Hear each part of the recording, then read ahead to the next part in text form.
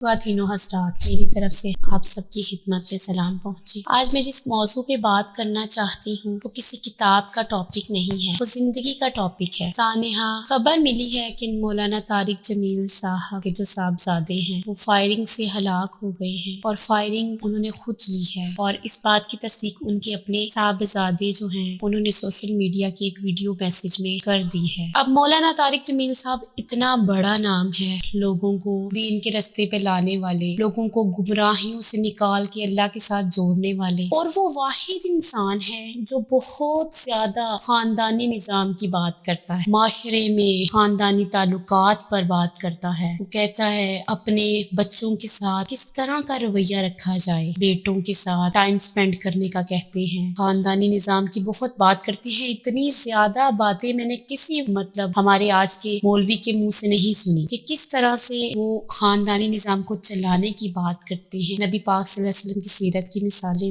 دے کر بات کرتے ہیں۔ لیکن کچھ لمحے انسان کی زندگی میں ایسے آ جاتے ہیں کہ انسان کبھی اس پہ اس کی ایکسپیکٹیشنز نہیں رکھتا۔ مولانا طارق جمیل صاحب انہوں نے کبھی ایسا نہیں سوچا ہوگا کہ میرے اپنے ہی صاحبزادے کبھی اس طرح کے فیل کے بعد اللہ سے ملیں گے۔ اب ہم یا آپ اس کو خودکشی نہیں ڈکلیئر کر سکتے، یہ اب اللہ پہ ہے کہ وہ اس کو کیا نام دے۔ کہا جاتا ہے کہ وہ ایک بیماری کا شکار تھے، بائی پولر مرض، جس میں ایک ہائپ کریٹ ہوتی ہے اور غصے میں انسان کا خود پہ قابو نہیں رہتا۔ اب غصے میں انسان کا خود پہ قابو نہیں رہتا تو یہ وہی ہے جو شیطان ہے، جو ہمارے خون میں شامل ہے، اور ہمارے نبی نے بار بار حکم دیا کہ غصے کو پی جاؤ، غصے کو پی جاؤ، غصے کو پی جاؤ۔ یہ ایک خلاف سنت عمل بھی تھا، لیکن مولانا صاحب کے لیے مشکل گھڑی اس لیے ہے کہ ہمارے جو ماڈرن طبقات ہیں وہ اس کو اور طرح سے ٹرول کر رہے ہیں کہ خود لوگوں کو نصیحتیں کرنے والے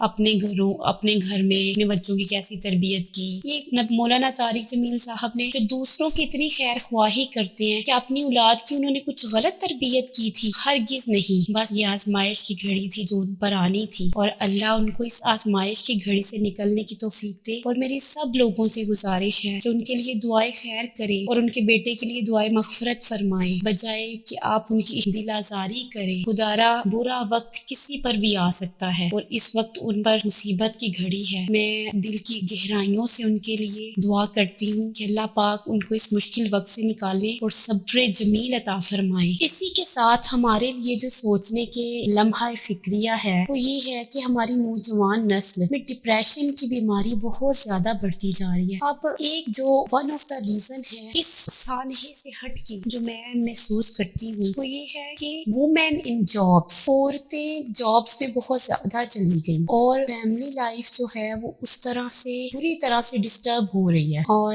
مائیں شاید اپنے بچوں کو اس طرح سے ٹائم نہیں دے پاتی جس طرح سے دینے کا ہمارے دین میں یا اسلام میں حکم دیا گیا ہے۔ یہ میری سب سے گزارش ہے کہ تھوڑے بینیفٹ کے لیے اپنے بچوں کی جو مینٹل ہیلتھ ہے اس کو سیکریفائس مت کریں پلیز۔ اسی کے ساتھ میں اجازت چاہوں گی، اللہ حافظ۔